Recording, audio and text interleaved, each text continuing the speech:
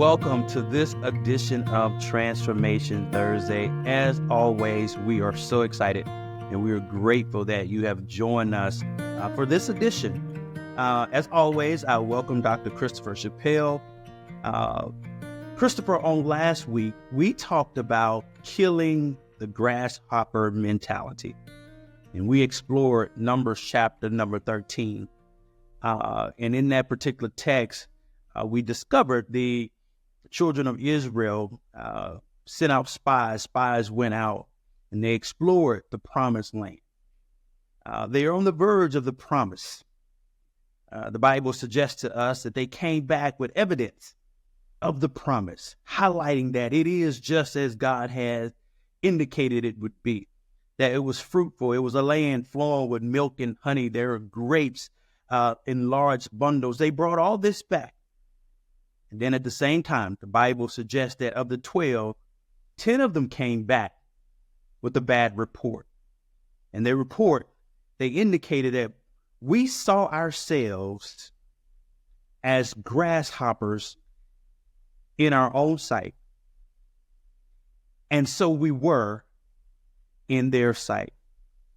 I want to build on that conversation this week to talk a little bit more about what they stated.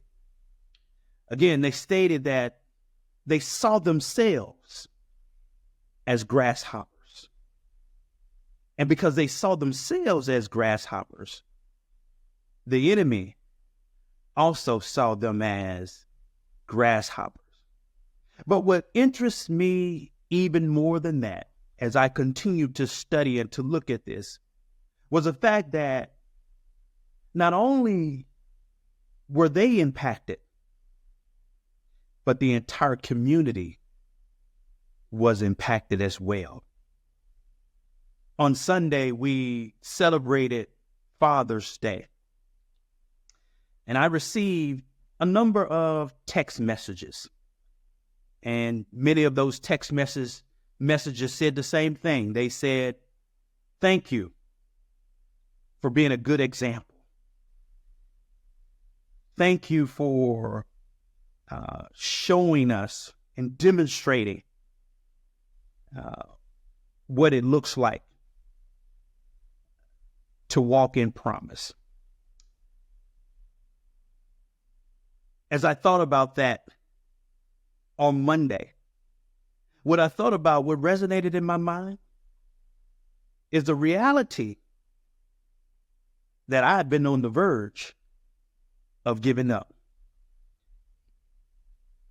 The reality that I've contemplated throwing in the towel. The reality that I've wrestled with insecurity and doubt and unhappiness. The reality that I struggled also with feelings of inadequacy. The reality that maybe there was an imposter there.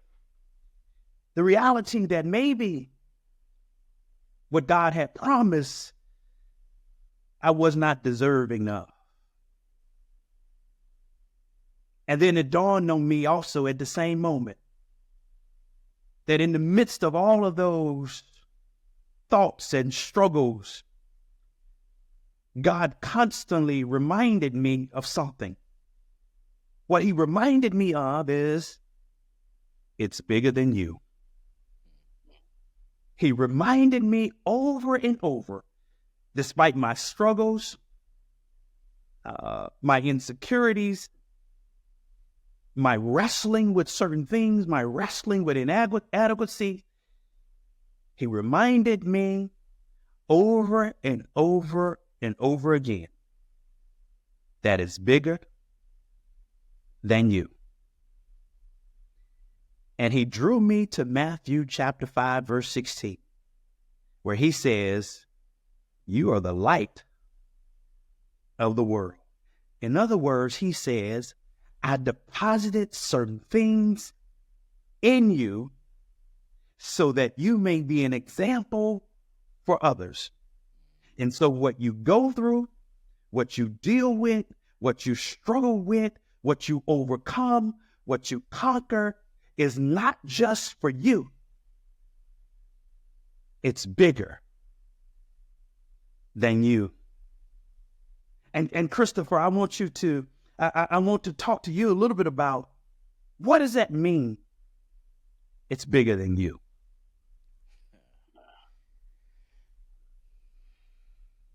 When you have responsibility, like that was one thing that I was just thinking about as you were explaining those insecurities and all of the pressures, right? When you have responsibility and you know that you are responsible, but not only responsible, you have an assignment. Mm-hmm. The assignment isn't always easy, right? Right. But when we look at the bigger picture, is that we're just a part of the solution for a greater thing. The greater thing that we are we are participating, especially just in family, right, is to ensure that the next generation go further faster. Mm-hmm.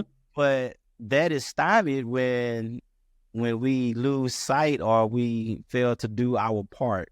It's just like holding up. I know you love the movie 300. Yeah. And when you have the soldiers, they lock together and they hold together. Every individual is dependent on the individual next to them to hold the line, to stand strong, to stand firm. And because if that link fails, then the whole strategy fails. And sometimes when we have responsibilities, if we fail or if any individual fail, then it affects the whole. I don't know if I completely expressed that thought properly, but however, it's a part of being in that link. And it's just like any point of failure, it fails at the weakest link. Right. And we have to make sure that we stand strong and we hold together, because there's other parts that's depending on our part and our role in the bigger picture. Right. I like that right there. As I was thinking about that and also thinking about this particular conversation, one of the things that kept coming into my mind is the Bible continues to tell us, don't get weary in the well-doing. I know you get tired sometimes. I know we all get to that place where we're tired, frustrated,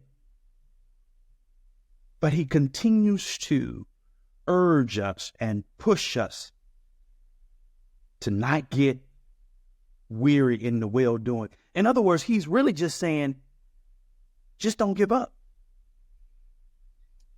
And the one thing about not giving up is there different onsets of fatigue.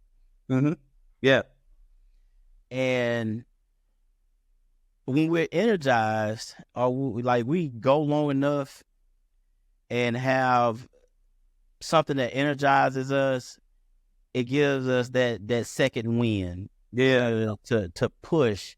And whether that's knowing your why, knowing the reason why you're doing it, whether that's the excitement of a win within the fight, or a win within the uphill battle, the struggle, whatever it may be, or a milestone in the goal.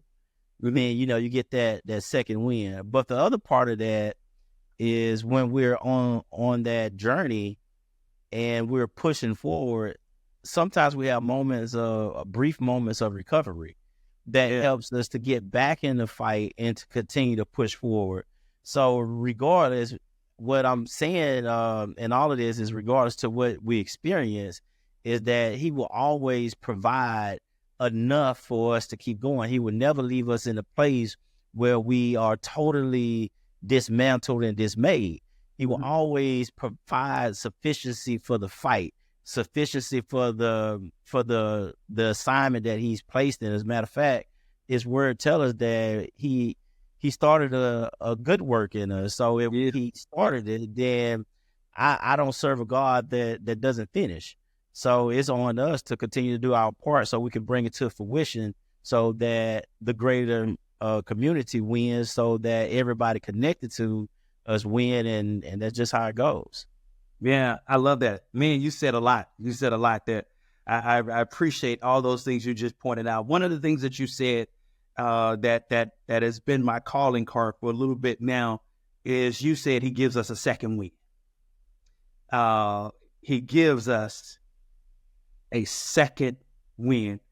I don't know about you, but I remember years ago I used to run track, and I remember one of my races was the open quarter. So that was at the 400, the one complete lap around the track, and I can recall preparing to go to state. We had to go through our regionals first before we went to state. And I can recall on the starting line, and I can recall the gun going off, and I'm going around the track. That first 100, I zoomed through. 200, I zoomed through.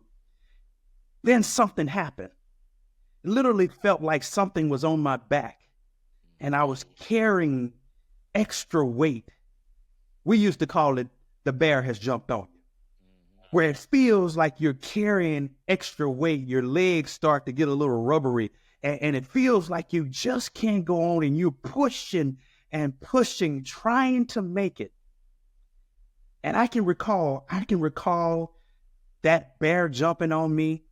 I'm feeling the extra weight. My legs are rubbery. My heart feels like it's about to jump out of my chest. I'm breathing heavy, and everything in me, every fiber in me wants to give up, because everything is hurting.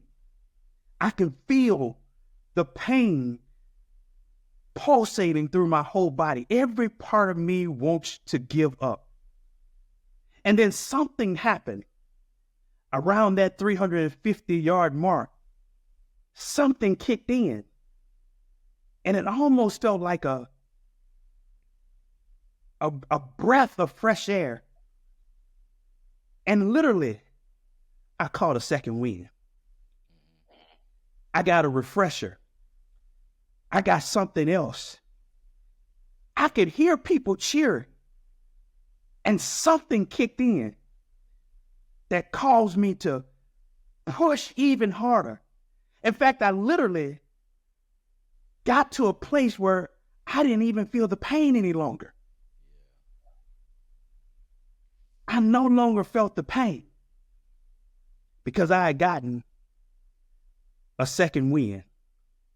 And just as you stated, God has a tendency every now and then to allow you and I to catch a second wind, because he knows where we're hurting. He knows where we're tired, where we're weak, where we're frustrated. He knows where when we want to throw in the towel. He knows all about it. And every now and then, a breath of fresh air zooms in. You can hear the crowd cheer. The Bible calls them the Hall of Faith, cheering you on. And you catch something that allows you to go just a little bit further. You catch a second wind. You know, you said when you were talking about every fiber in you wanted to quit. I'm excited about that part, because during those moments like that when we're contemplating quitting and things like that, there's an internal fight, there's an internal struggle going on. Do I quit? Do I continue? Do I quit? Do I continue? But despite that feeling of wanting to quit, and everything physically is suggesting that you stop, you save this body, you stop. Yeah. if you just stop, the pain will Yeah. Yeah. exit. You'll be okay. But there was that little inkling inside Uh-huh. that fought and resisted against the pain and the desire to quit. Yeah. See, when we push past that point and we get our physical man out of the way, Right. and we focus on the spiritual man that urges us to continue to fight the good fight of faith, Mm-hmm. that's where we win. Yeah. Because when we make up our mind, say we're going to continue, we're going to push on, that's the refreshing part. That's the Yeah. refreshing. Yeah. That's it. So now God said, I'll strengthen you Yeah. to go and finish the race. And I hope somebody today is encouraged to go and finish the race, Yeah. because you are strong enough. You're wise enough. You have everything that you need. You are equipped to do what God has assigned you to do. So That's it. finish the race. That's it right there. That's our concluded statement right there. Finish the race. God will give you the second win. And I want you, our listening audience, I want you to affirm with me. I want you to affirm with me. I will finish my race. I'm more than a conqueror. I'm an overcomer. Because it's bigger than me. It's bigger than me. And I got my second win. See you next week on Transformation Thursday.